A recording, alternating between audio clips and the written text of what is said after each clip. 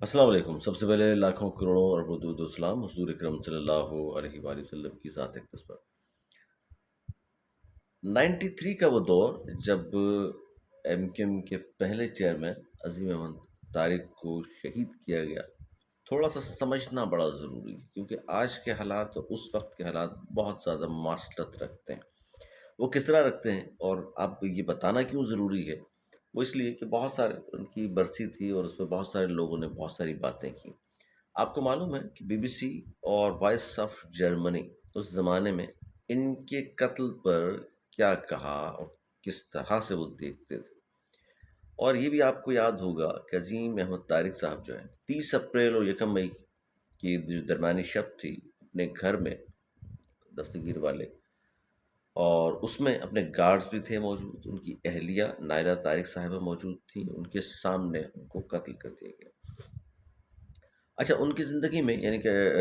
78 میں اے P M S O بنی، اس کے بعد 84 میں 1984 میں ایم کیو پاکستان بنی، ایم کیو بنی، ایم کیو پاکستان تو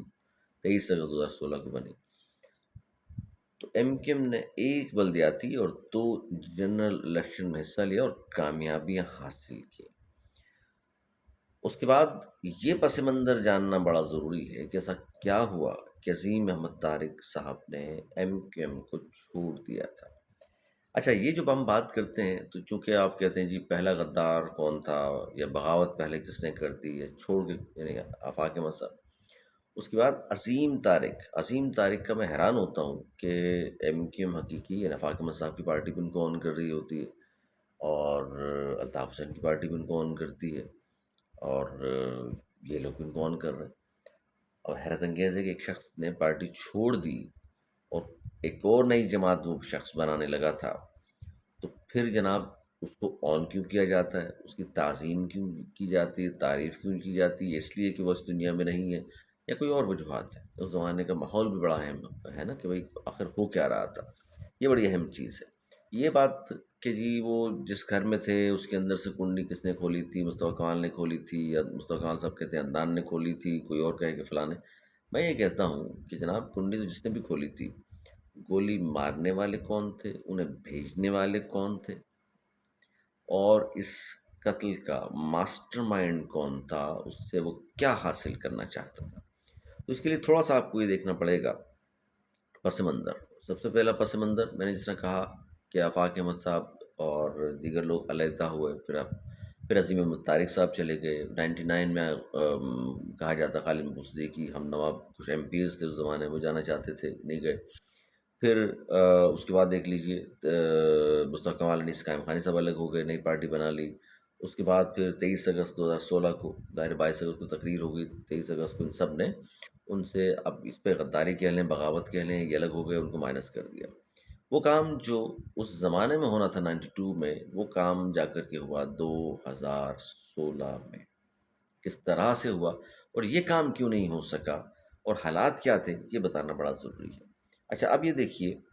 کہ 19 جون 1992 جو آپریشن شروع ہوا ایم کیو ایم کے خلاف، تو اس آپریشن میں پوری ایم کیو ایم کی قیادت، ایم این اے، ایم پیز، ڈپٹی اسپیکر، حکومت میں ہونے کے باوجود سارے روپوش ہو گئے، چھپ گئے۔ یہ بھی بڑی کہانی ہے کہ یار حکومت میں ہوتے ہوئے بھی آپ کے خلاف آپریشن ہو جائے۔ تو اس پر میں پڑھ رہا تھا کہ جی اچھا، اس آپریشن کی صورتحال بھی بتاتا ہوں آپ کو کہ یہ آپریشن کوئی عام آپریشن نہیں تھا۔ آج پی ٹی آئی والے بہت ساری کہانیاں ہمیں سناتے ہیں، اور خاص طور جین زی کو، نئی نسل کو، کہ جی ہمارے ساتھ جو ظلم و زیادتی ہے، پتہ نہیں کیا کچھ ہو رہا ہے، اور ایسا تو پاکستان کی تاریخ میں کبھی ہوا ہی نہیں۔ 4 نومبر 1992 کی ایم کیو ایم کی جو قائم کردہ چیئرمین ایک کمیٹی بنائی تھی عبد الوحید صاحب کی زیر نگرانی، مظلوم ایکشن کمیٹی، اس کی جو تحقیقاتی رپورٹ ہے اس میں سے 2 3 چیزیں میں بتاؤں آپ کو۔ 19 جون سے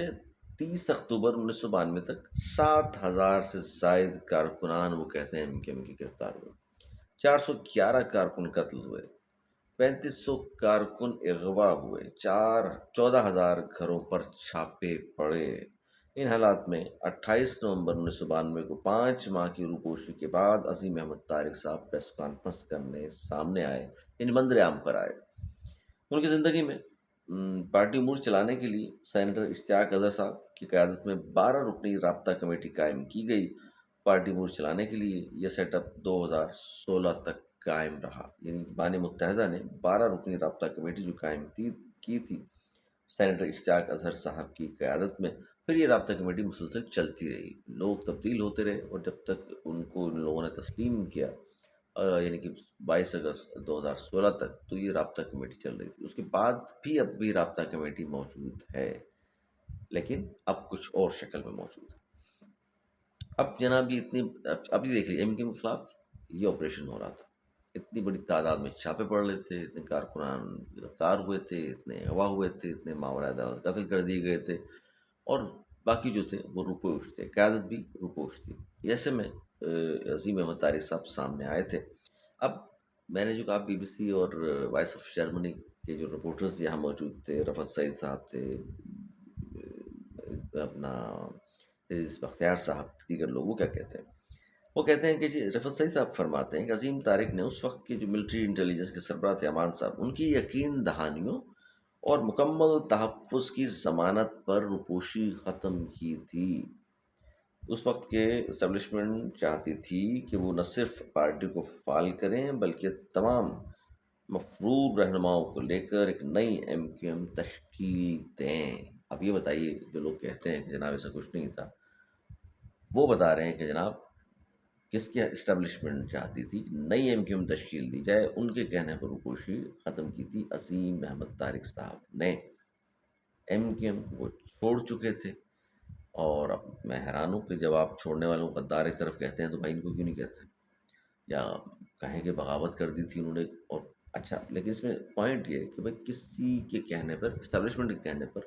رفعت سعید صاحب فرماتے ہیں کہ نئی ایم کیو ایم بننے والی تھی، اس کی قیادت،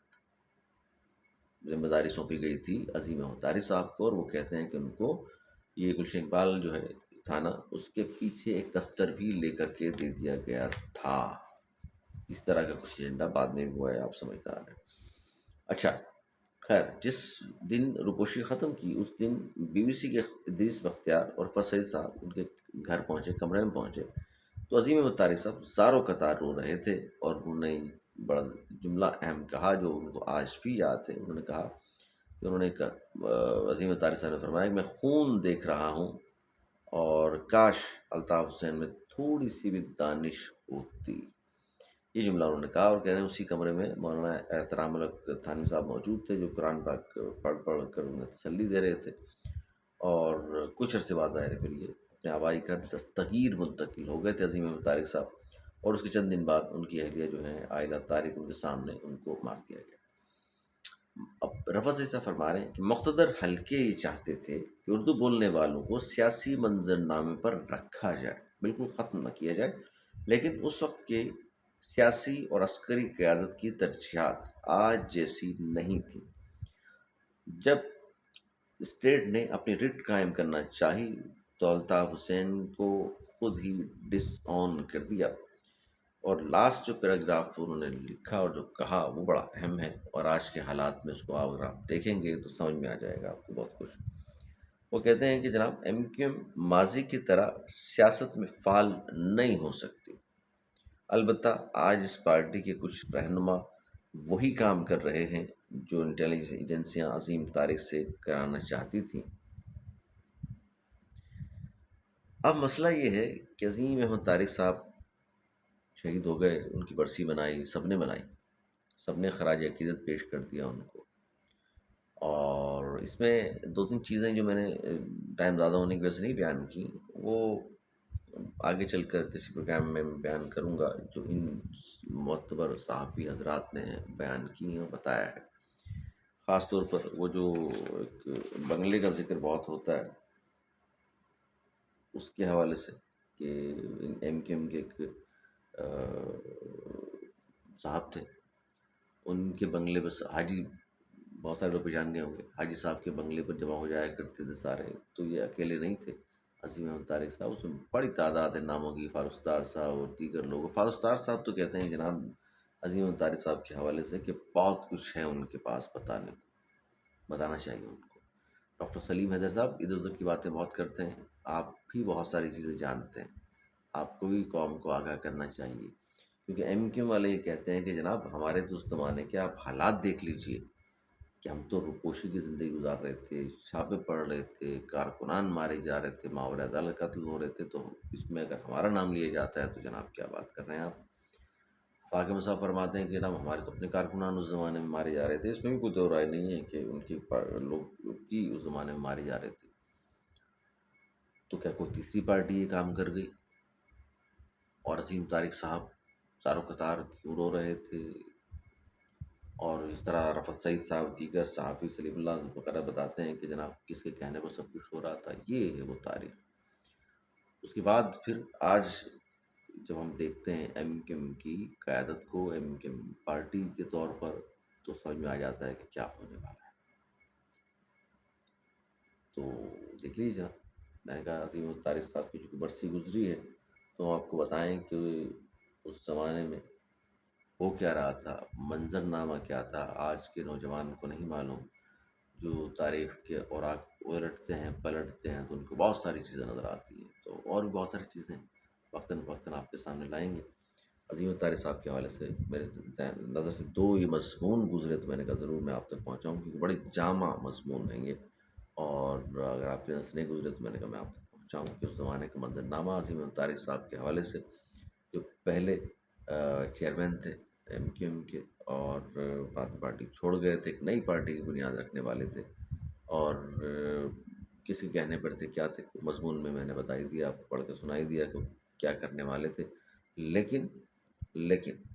جن کے اوپر خدشات، جن کے اوپر نام آتا ہے وہ ہے یا نہیں ہے، وہ تاریخ فیصلہ کرے گی، کیونکہ جس کے بارے میں مصطفیٰ کمال صاحب نے کہا عدنان، وہ بعد میں پکڑا بھی گیا لیکن اس کو چھوڑ دیا گیا، یا